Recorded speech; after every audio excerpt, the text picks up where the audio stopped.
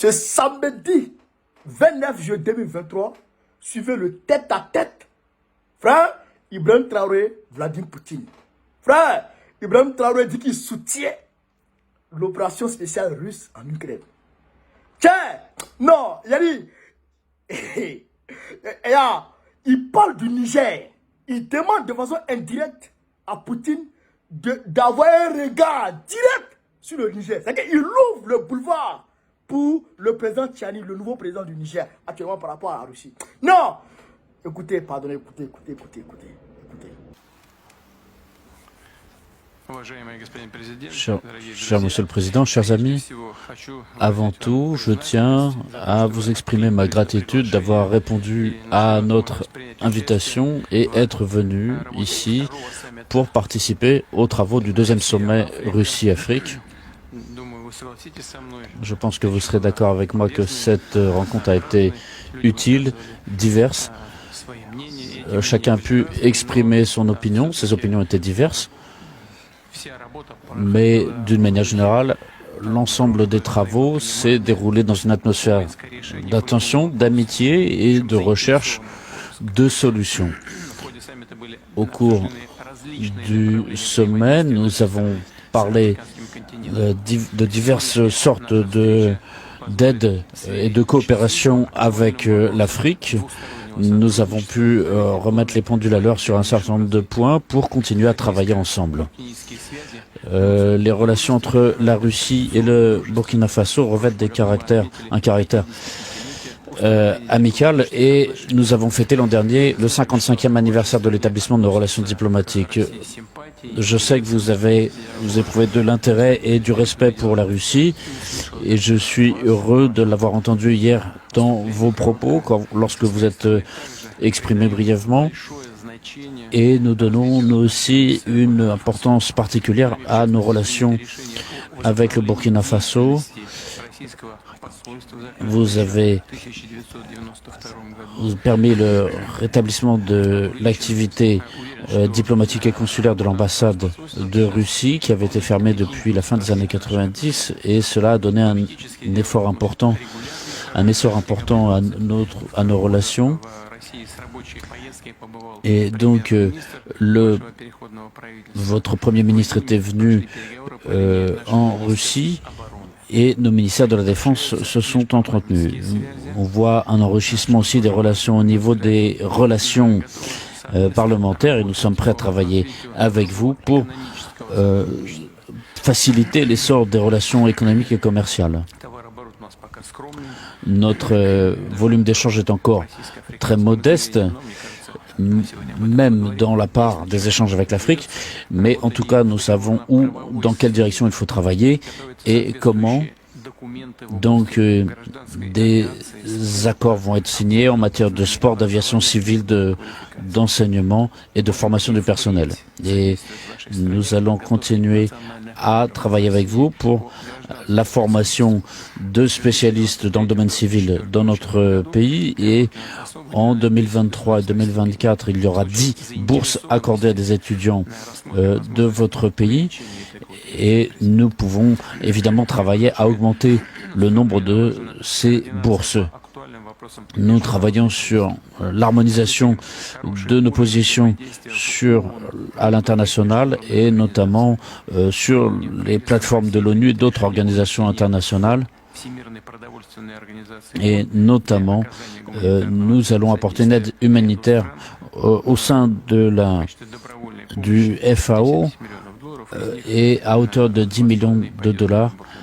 Et 2 millions iront justement au Burkina Faso. Cher Monsieur le Président, chers amis, nous sommes très heureux de vous accueillir ici en Russie et heureux de cette rencontre d'aujourd'hui. Je vous remercie.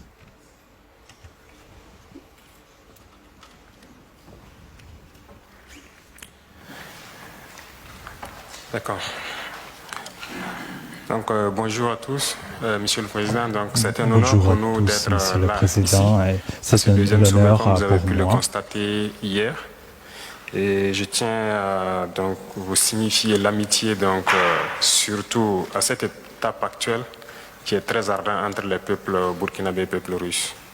Et je puis vous rassurer que la situation donc, que la Russie vit actuellement avec l'opération militaire spéciale, que vous avez en tout cas le soutien du peuple burkinabé et le soutien donc, de notre gouvernement. Hier, les échanges, comme vous l'avez dit, ont été de divers ordres. Nous avons pu donc apercevoir donc, la diversité des problèmes des uns et des autres et les besoins aussi. Et ce matin, nous allons plus nous attarder sur ce qui nous concerne. Vous avez déjà évoqué le volet diplomatique.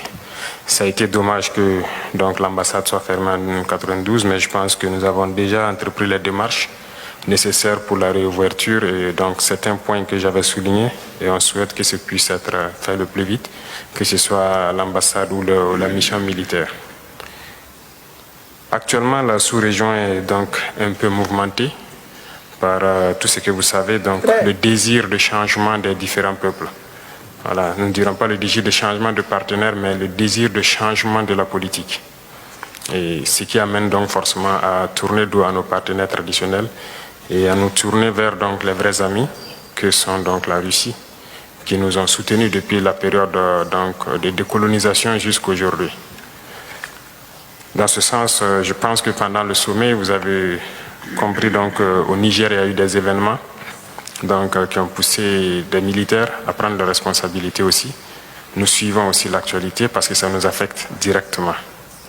Ça nous affecte en ce sens que hier, après mon allocution, à la pause, j'ai eu des échanges avec certains chefs d'État qui pensent donc nous pointer directement du doigt, être auteurs donc, de ce qui se passe dans la sous-région.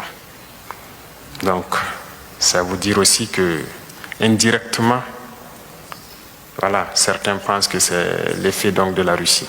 Et comme vous pouvez le constater sur la plupart des médias occidentaux, qui continuent donc de véhiculer ce genre de messages. Donc c'est un paramètre à prendre en compte dans la diplomatie. Il se peut que dans les jours à venir, ce pays connaisse des sanctions. Et nous devons de les soutenir tant que leur direction sera donc la même chose que nous souhaitons, c'est-à-dire un monde multipolaire vers leur souveraineté, et en tout cas changer carrément de partenaire.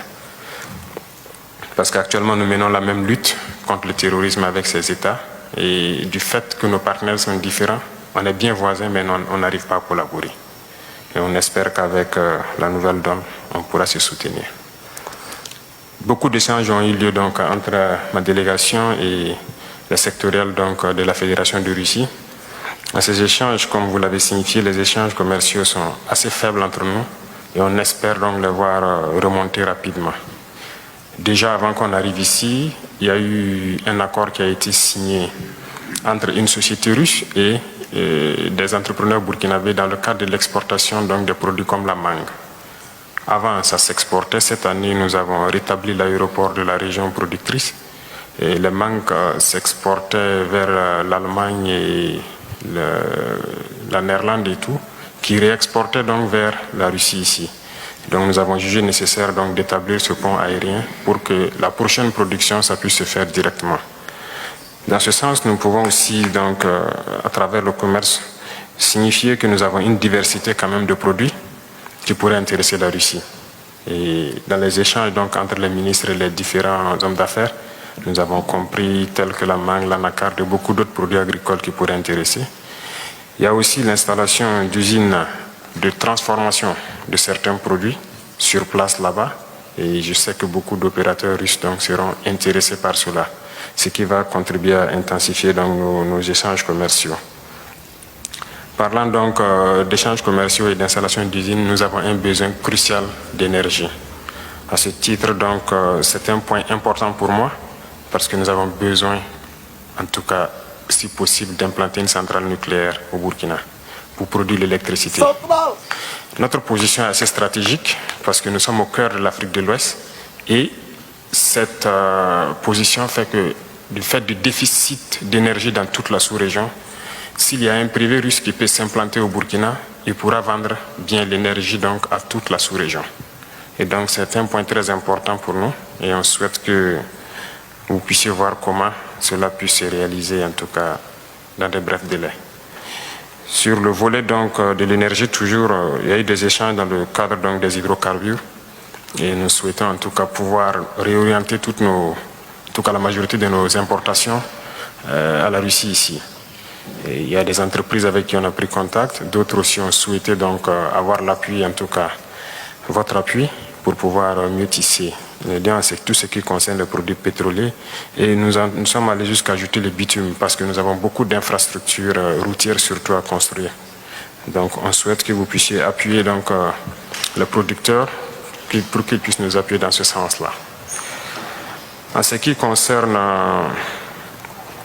l'agriculture, nous vous remercions déjà.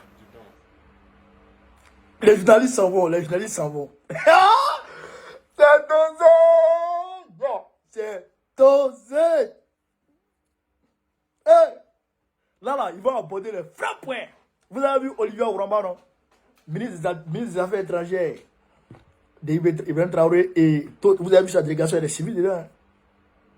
Frère, non. C'est que non, il veut qu'on décortique un peu. Comment? On ne peut pas les faire comme ça. On peut pas les faire comme ça. On va d'abord aller point par point. On va aller par rapport à Poutine. C'est ce que Poutine a dit.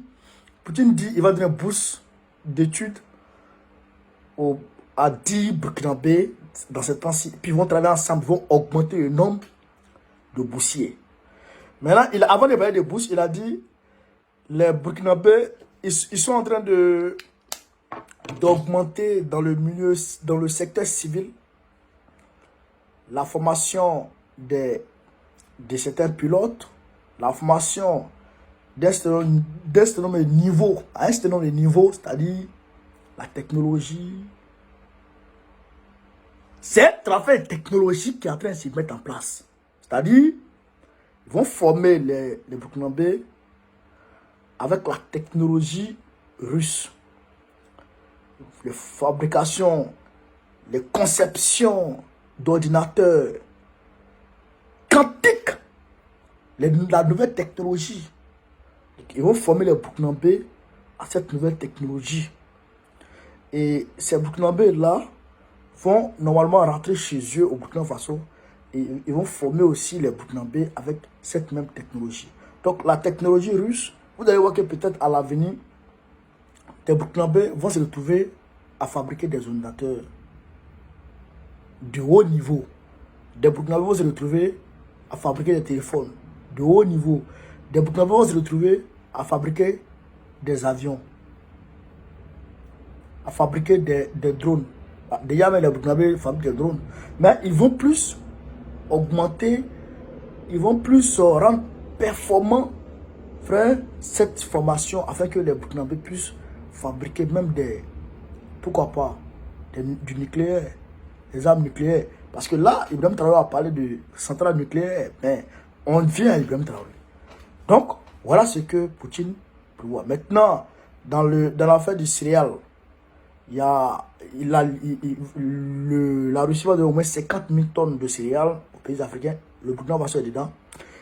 En plus de cela, la Russie va donner 10 millions de dollars aux pays africains. Le Burkina Faso a 2 millions dedans. 2 millions de dollars, ça fait environ 1 milliard de francs CFA. Mais ça peut payer armes. Donc, je sais qu'il y a un travail dit, mais au lieu de donner l'argent espèce là, donne-moi mes armes, donne-moi les armes, donne-moi les armes, je m'en vais. Frère, ça c'est entre autres la partie visite de l'iceberg. En plus de cela, il y aura la formation, etc., etc. Les formations, etc., formation militaire. Et tout ça, ils vont en parler. Mais, ça c'est la face visible de l'iceberg. Je sais que cette fois-ci, Poutine va remplir le conteneur d'armes pour donner au Burkina Faso. Il y a des conteneurs. Il va remplir. Mais les armes soviétiques qui sont là, anciens modèles qui sont là, que la Russie n'utilise plus là. Mais ça marche, ça tue terroristes. Donnez-nous tout ça. Donnez tout ça, tout ce qui marche, tout ce qui peut frapper terroristes. Donnez, on s'en va avec. La Russie va donner ça gracieusement. Mais ils ont les armes, ils n'utilisent plus ça. Ils n'utilisent plus ça. C'est le nouveau modèle. Tout ce qui est là, l'ancien stock de Staline, de Khrouchtchev, de Gorbatchev, tout ça. Donnez-nous ça. Hein, ça partit avec. Donc, tout ça sera mis sur table. Tout ça sera mis sur la table. Vous comprenez? Maintenant, à côté de ça, Ibrahim Traoré, qu'est-ce qu'il dit? Il en poulet en même temps. Il dit, l'opération spéciale là, non, on soutient. C'est-à-dire que ça c'est une déclaration de guerre encore. C'est une déclaration de guerre de plus à l'OTAN qu'Ibrahim Traoré vient de faire. Pour dire, moi, j'ai choisi mon... il dit, moi, j'ai choisi mon camp. Mais c'est la Russie. Il opte pour le monde multipolaire. C'est la Russie. Ça, il dit aux États-Unis, à la France, à tout le monde. Parce que, il a travaillé là. Quand il parle là, tu sais que le gars, il est en train de s'adresser à quelqu'un. Depuis hier, tu sais qu'il est en train... Parce que les Occidentaux les ont menti. L'Union européenne les a menti. Mais la France a dit qu'elle a envoyé 50 000 calages. Zéro. La CDAO a promis, elles ont zéro. Donc, il voit que il y aura maille. Et de lui, vous là, vous les anciens partenaires, je vous tourne le dos. C'est la Russie ou rien. Et j'assume, et j'affirme, et je confirme, c'est la Russie ou rien.